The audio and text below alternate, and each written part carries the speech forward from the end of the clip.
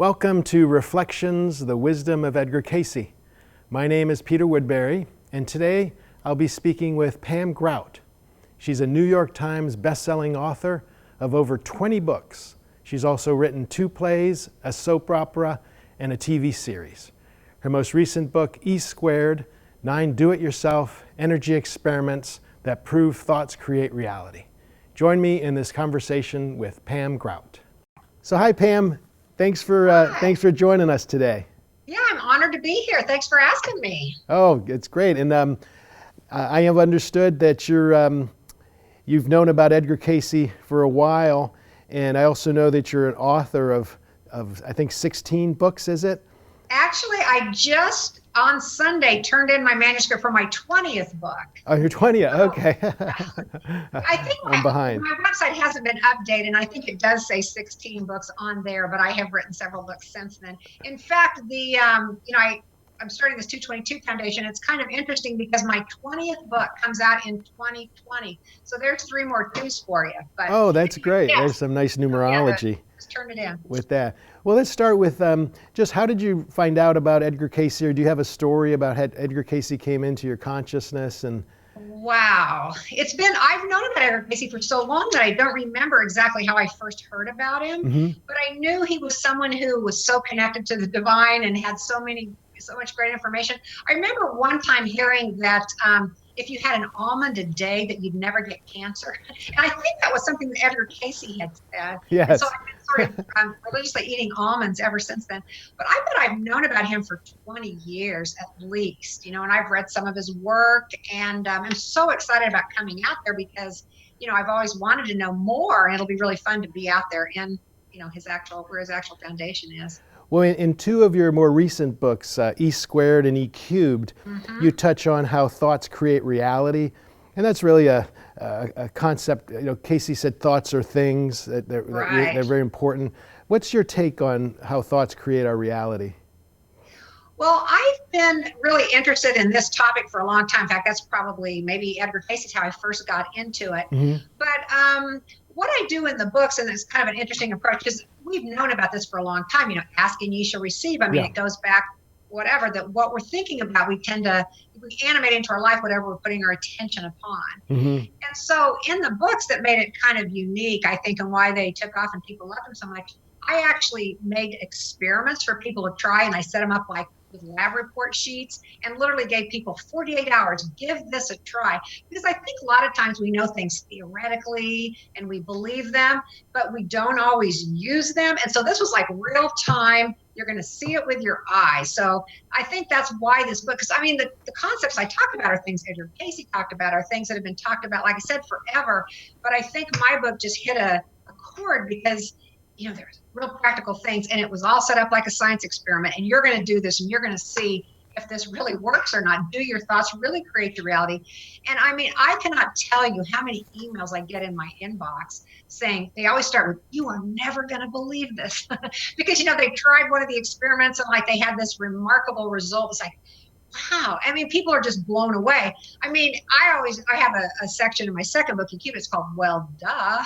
I mean, this stuff really does work, but people seem surprised sometimes when, like, wow, I got this most amazing manifestation, or I'm thinking about this and this happened. And so it's been really fun for me to, of course, I've always believed it, but, I've gotten all this confirmation in all my readers that send me these great stories of what happened when they did do the experiment. So now one thing, like I've noticed that like thoughts creating reality, and I guess that synchronicity can be related into that.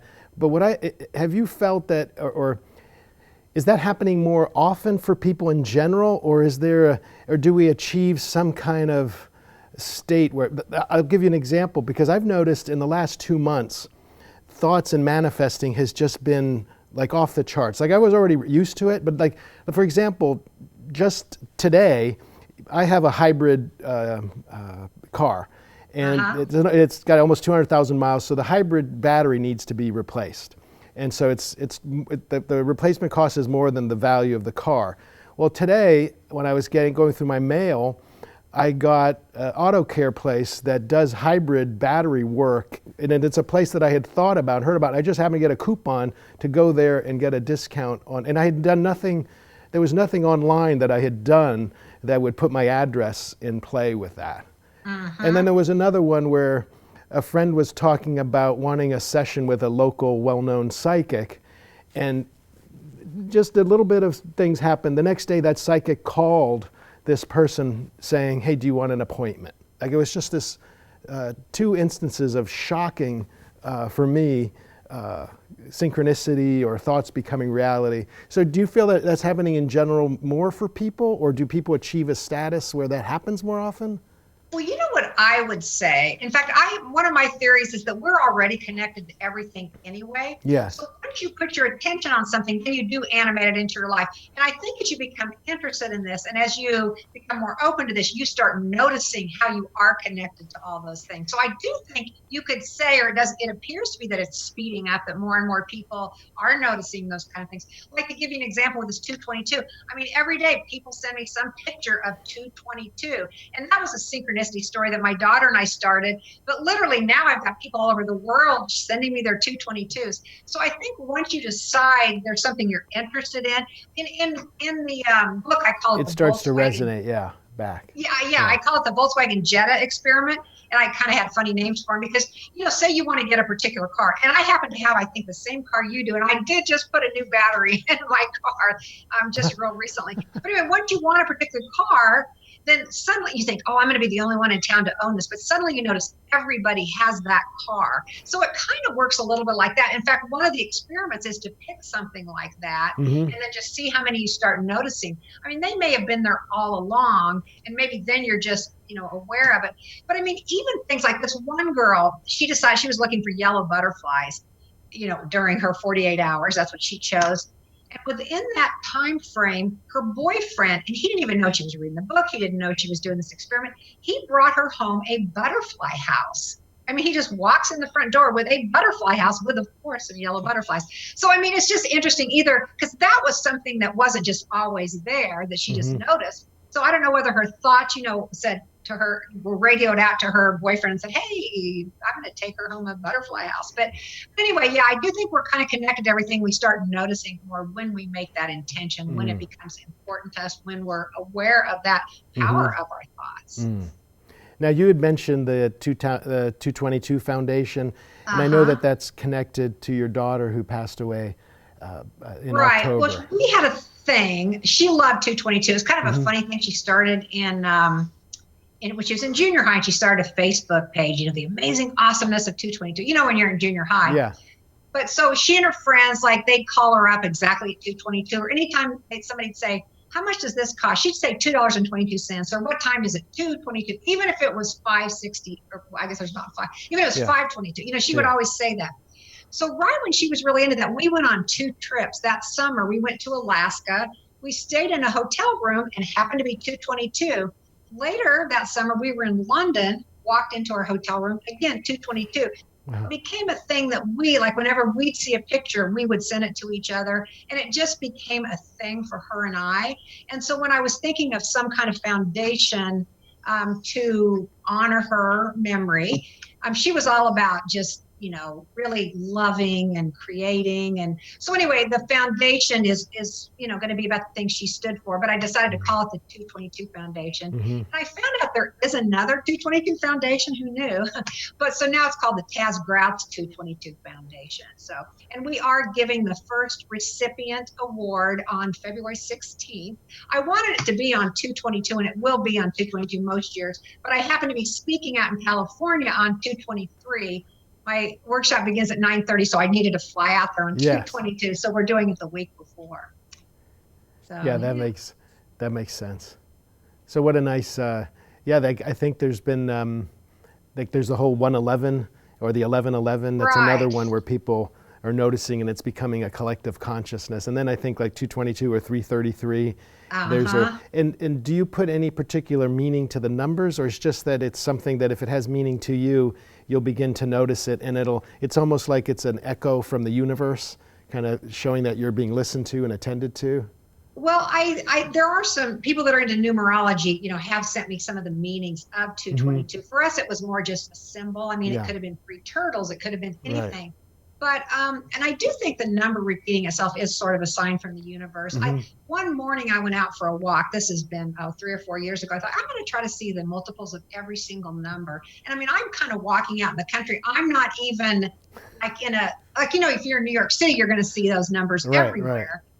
But I was walking out in the country between license plates, between the way the clouds were forming. I saw every single, 111, 222, 333, all the way through to 999. And I even surprised myself. That's one thing that's so funny. Even though I believe in these principles, I know them. Sometimes, wow, it even surprised me that I was able to find those 9 series of numbers.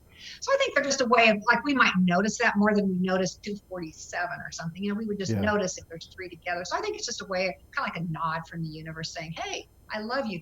I have a thing about, I call it the Carol Burnett principle. She used to always pull on her ear, I think it was, to let her grandmother know, hey, hi, grandma. Yeah. So I think that a lot of us will have a particular sign, and that's our little thing. Like I know Pope Francis is into roses, and you always see a white rose when he's needing some kind of a sign. Yeah. And I think people have, their own personal thing that somehow or another the universe has established with them. And I guess for me, it happens to be 222. So. Yeah, my mother passed away, and I began to see a lot of ladybugs. I remember at the airport I was given a pen with a ladybug, and it was both live living ladybugs and then other symbols.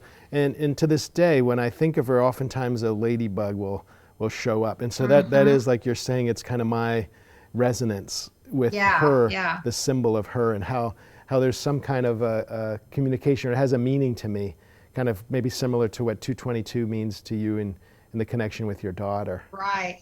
Yeah, my father passed actually in April, and when I was young, we used to go out on the roads and we'd get turtles. And so we entered turtle races, which is a thing my dad and I had. I have not seen a turtle probably in 30 years. But the day I was driving out to his memorial service, I said to my cousin, that was a turtle. And I was actually driving, and I'm glad I didn't hit it, but I thought, wow, it was like in the old days when my dad, he was a young minister, and we're driving around the country roads and there was a turtle. So here, after 30 years later, the day of his, service, there's a turtle. So yeah, I do think, it's fun to get those winks from the other side. And in my kind of, experience with the New Age, I remember when the book and the movie The Secret came out, and that seemed to kind of bring into larger consciousness this the idea of manifesting and thoughts becoming our reality. What's your take on that, and what would you say is different or the same, or what have you added from that concept, or of manifesting? That book did take it out to the mass consciousness. I mean, I think you're so right about that. I mean, the stuff that Edgar, Cayce, and others have talked about forever, now it's like everybody knows about. Yeah. In fact, at one time after my book came out, I was given some Law of Attraction award, like the best book or something, Law of Attraction. And I don't even think I used the term Law of Attraction in the book, but indeed that is exactly what it is. So I guess what I'd say, how does my book relate? Again, it gives people experiments to see if the Law of Attraction works. I mean, that's one way to call it. I mean, there's so many synonyms for this, for God, for the universe, for, divine intelligence, for manifestation, all that. There's just many, many ways you can say it. And I would say it doesn't matter what you call it, it just matters that you call it forth. So anyway, I would say mine has many of those same principles, but again, it does have real practical tools that people can use and fill out the little forms and do these experiments. Yeah, I think that's what stands out to me as being really unique. Cayce was really big into putting things into practical terms. Yeah. He says when it's overly theoretical, it's what can be applied. It's the application that matters. And I think what you're bringing in your books is telling people, write this down, put pen to paper.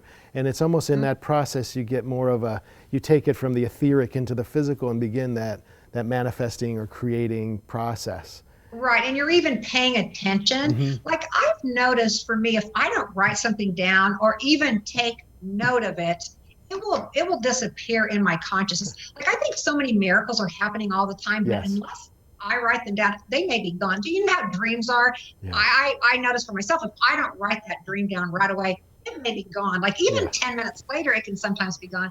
And I think that's what happens with miracles. They're happening all around us, but we need to stop and register them. I think it's so important to Yes. write it down, tell someone. I'm really big. I have this thing called possibility posses, and we get together every month and we talk about miracles. We talk about this stuff because it just needs it. Oh, We so need to be you reminded of this all the time. We need this conversation. To me, it's the only conversation worth having. so you So create the consciousness, yeah.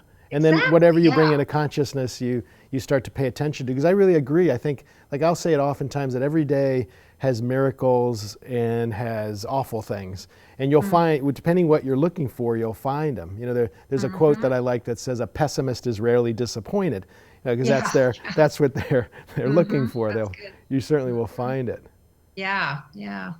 That's In great. fact, the last experiment in E² is about registering all the things that are going right, like literally writing them down and Ah, taking note of. yeah. I mean, even things like, say, the receptionist at a certain place smiled at you. I mean, those are little miracles too that we tend to overlook Yes. because we're so busy worrying about all these other things. And it's kind of a way of being in the now too, because if Yes. you're out there sort of looking for miracles, looking for those really beautiful things that are happening all the time, you have that choice. You can focus on that, or you can focus on the Right. news, which is really always an anomaly, in my opinion, what's happening. I mean, the real news is what's happening right around us, and it's usually it's beautiful things Yes. usually. Like what you pay attention to, it grows. Like you're Mhm. saying, if you pay attention to 222, that becomes more, you manifest that. So if you pay Right, attention to miracles right, or blessings, you do draw more of that. Because it's all right. out there. It's almost like, you know, there's always this question about, does life have meaning or is it meaningless?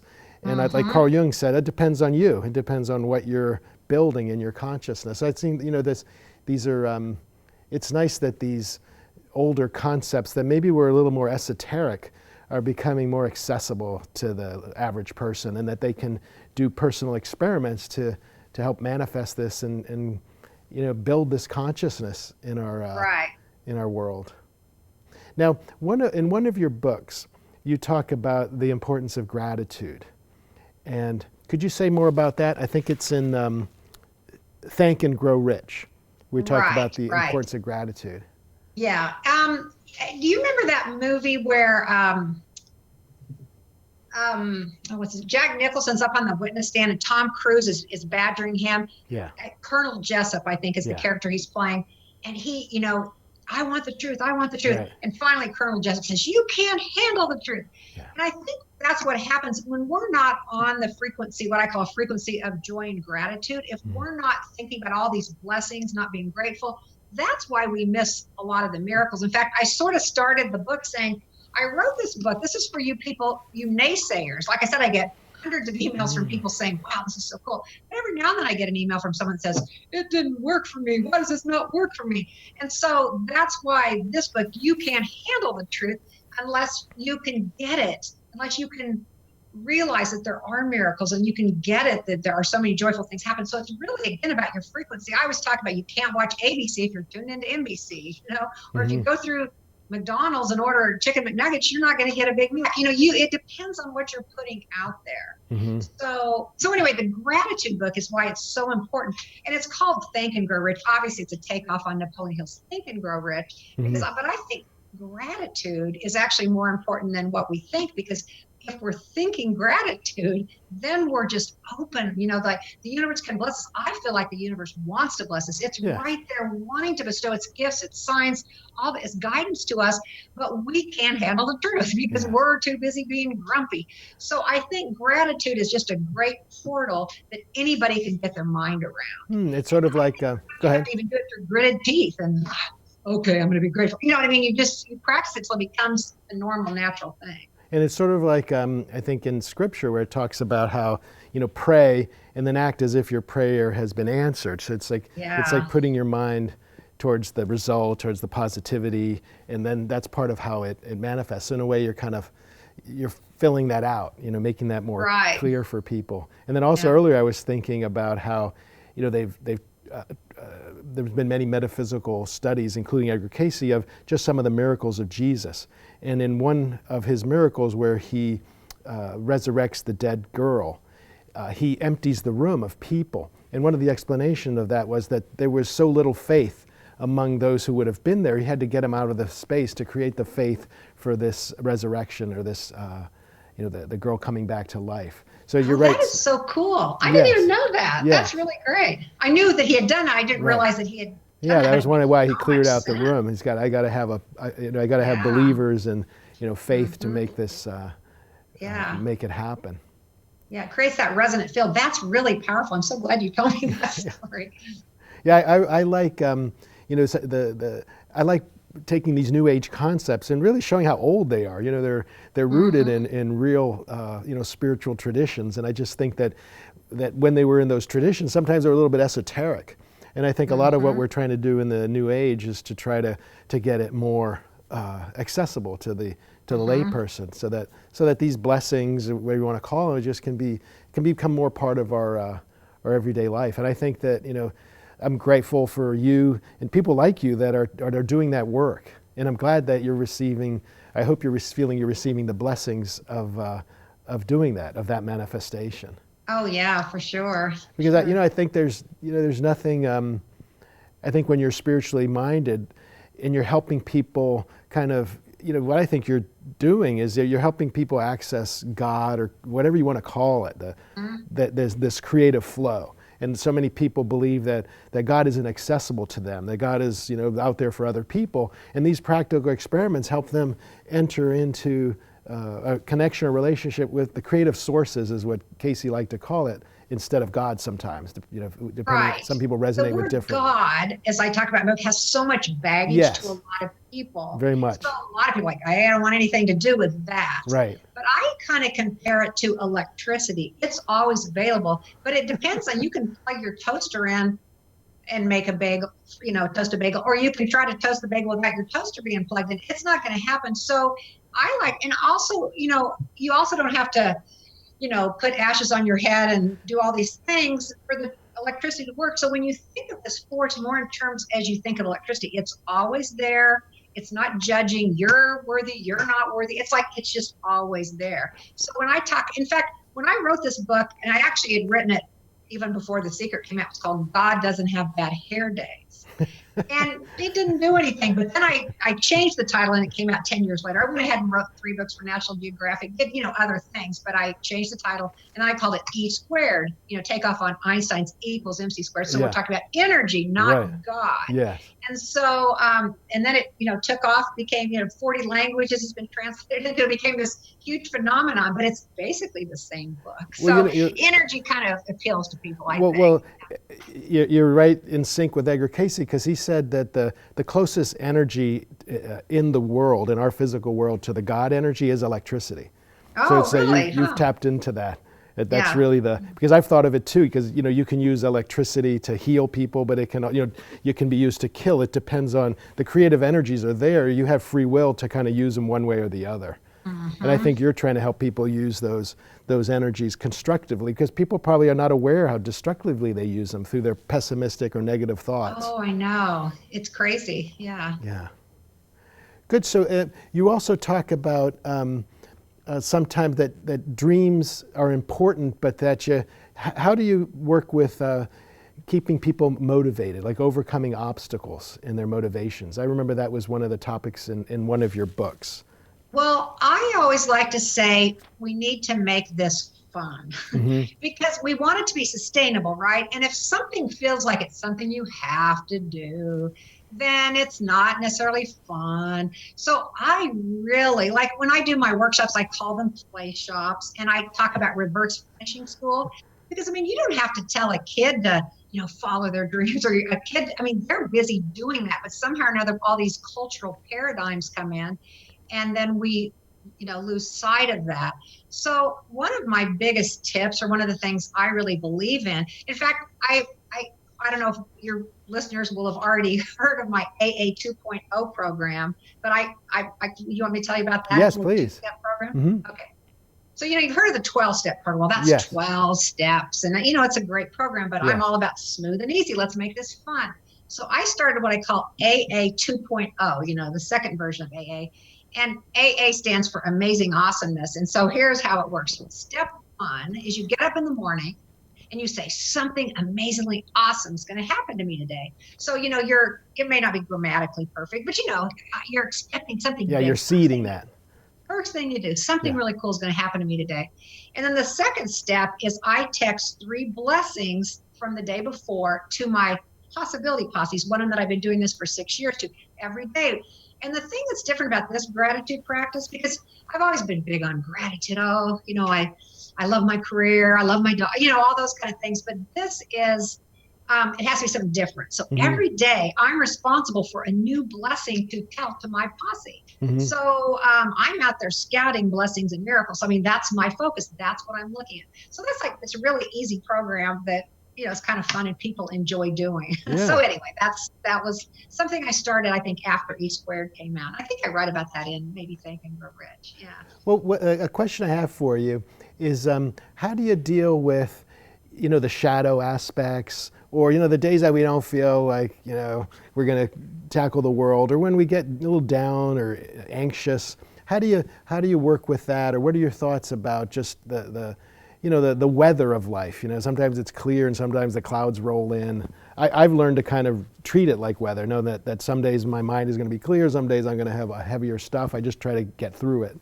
Yeah, well, I talk about the 2 magic words, and that's it's okay. Because I think sometimes when we get in that space, oh, I shouldn't be feeling this, or we feel bad and we start beating ourselves up, and that just puts up even more resistance. So again, to go back to that, it's okay. Those are the 2 magic words. It's okay that I feel this. It's and also to try to recognize that there are blessings in everything. Yes. That there really are blessings come out. We don't always. Yes, it's a learning experience too. Right. Yeah. Right. Have you heard that they say don't shit all over yourself? Yeah, that's good. Yeah. That sometimes is helpful, just kind of being present and in the moment.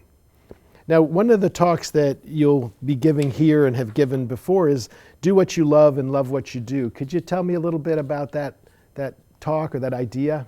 Yeah, well, I've always believed that you're going to be the best at what you really love to do. And again, going back to those cultural paradigms that we learn as we get older, we're taught that making money's more important, or that, having security is more important. And I think we do our best work when we forget all of that and we do go for what we really love. Like, for example, I love to write. That's always been my gift, my joy. And so that's what I followed, follow that thing. I always say, follow your beat, that thing that makes you come alive. So I think when you do that, you're going to find meaningful, rewarding work. And I think we've had this paradigm for so long that work's not fun and that work's hard to do, or that, I've got to make. So I just think it's a lot of rewriting old paradigms. What if everybody's out doing what they, most want to do, because that's what they're going to be really good at. That's their gift. That's the thing that, there's a reason they love doing that. And sometimes you have to go back to when you're a kid, because again, we've been layered and layered and layered with all these, the narrative of the culture about the way things are, that you don't even, what do I love to do? But if you go back and think about what it was like when you were a kid, that's why I do this reverse finishing school. We need to go back when, we weren't sitting there at a tub of Legos and going, oh, I don't know if I can do this right. You're just building your Legos. You're just creating things. So one of my books also is about creativity and spirituality, that's part of God. God created us in his image and likeness. And of course, who's more creative than God? So I do think that all of us I think we're creative all the time, like we're creating with our thoughts. Again, sometimes it might be negative, but we're always creating. But I'm talking about even creating, coming forth with those ideas and the things that bring your life meaning. So I think it's very important to listen to all of that. Now, did you grow up in a family with a mindset of you should follow the rules, or did you grow up with be who you're meant to be, or did you have to overcome the obstacles, or were you facilitated by your upbringing, or a little bit of both? A little bit of both. My father was a Methodist minister, so there was, some of that, and he was a very positive, upbeat guy. But there's also like, oh, you shouldn't study writing.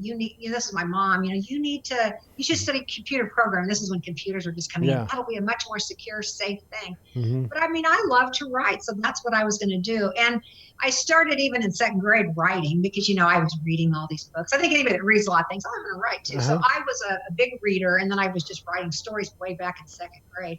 And then, when I did go to college, it's like, okay, what can I do with this thing I love? And of course, I became a journalist. So I worked for a newspaper. So I did sort of the practical aspect of the thing that I love. And I stayed employed for sort of a short amount of time and have been out on my own doing my own thing for quite a long time.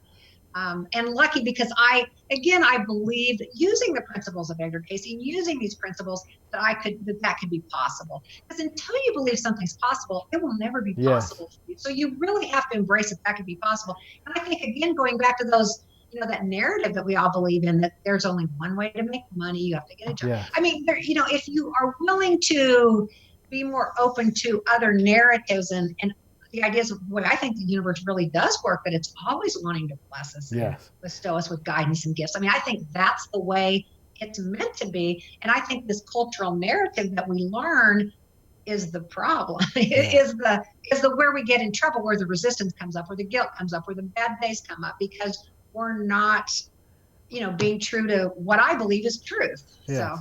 So what I'm hearing is that you had a calling, and you had a somewhat of a belief in yourself. And then how did you go from the journalism to writing your first book? What was that transition? And what was your intention? Like, what did you want to I think as a journalist, you're reporting the news, but then it seemed like you wanted to infuse your own kind of ideas into print. Right. Well, I like to joke that I used to be a member of the world's largest terrorist organization because I was a journalist, but I actually was a feature writer. Uh-huh. So I wasn't really writing straight news. I was doing features, and even features are kind of upbeat. And yes. I was a stringer for People magazine, and I was always angels and heroes, people that are doing good in the world. So I've always that's kind of been my beat anyway. I see. But when I was in journalism school, I took a class on magazine article writing. So even when I was working, my first jobs out of journalism school, I was sending off query letters because I'd learned how to do that in college. So I was sending off query letters to magazines, and just little by little, I was getting more and more assignments. And so then I was able to take off on my own. But as far as, I think the thing that's so great about being a writer is you get to write what interests you. Especially if you're a freelancer, what interests you. And that's how I got into writing more about, I do, half my books are travel books and half my books are these spiritual, self-helpy kind of books. Well, those are two topics that I love. And again, as a writer, that's my gift. I get to, maybe writers aren't known for making millions of dollars, but they do get to do something that's so much more valuable, in my opinion. And that is, they get to do what they love. And I get to learn about what I love. So writing these books is really me getting to pursue my passion that I'm going to do anyway. So why not write about it? So it's kind of, I feel like it's just a gift that we writers have. Oh, I would love that. I would love to be paid to travel and then to do spiritual things and then also eat. That would probably be my next book. Well, travel writing, you get a lot of good food, let me tell you. That's good. Well, we're coming to the end of our time. Is there anything that you'd like to address, anything that you can think of that you'd like to add to the conversation? I'd be happy to hear from you. It's funny you ask that because people often ask me that. I never had a really good answer, but just in this new book that I just wrote, I was thinking of, it's a question sometimes people ask, what would you put on a billboard or whatever? And I realized that one of the things that I probably, because I'm a big proponent of Course in Miracles. And so I think the biggest takeaway that maybe, that voice that's in our head, that little roommate in the head, as Michael Singer calls it, we spend too much time listening to that voice in our head, which that's where the cultural story gets put into too. Yes. So to really question that voice in the head, that little voice that's constantly judging and analyzing and trying to figure things critical, the inner critic. Right. So so like, don't pay attention to the voice in the head. Say, thank you for sharing or whatever. So I don't know, that just occurred to me. That might be one of the highest things people could do, is to realize that's not who they really are. Like in Course in Miracles says, my thoughts do not mean anything. And by that, our thoughts create a reality, but are just that ongoing narrative that's in our head. We shouldn't take it so seriously. Yes. Yes. Good. Well, thank you for Thanks for adding that to the conversation. Oh, yeah. Good. Well, the time has flown by. I've really enjoyed our conversation. I look forward to you being here at the A.R.E. in the future and continued contact with your work. Yeah, sounds great. Thanks a lot. I really appreciate it. Oh, good. Thank you for your time. Okay. Bye-bye. Enjoy the rest of your day. Okay, you too.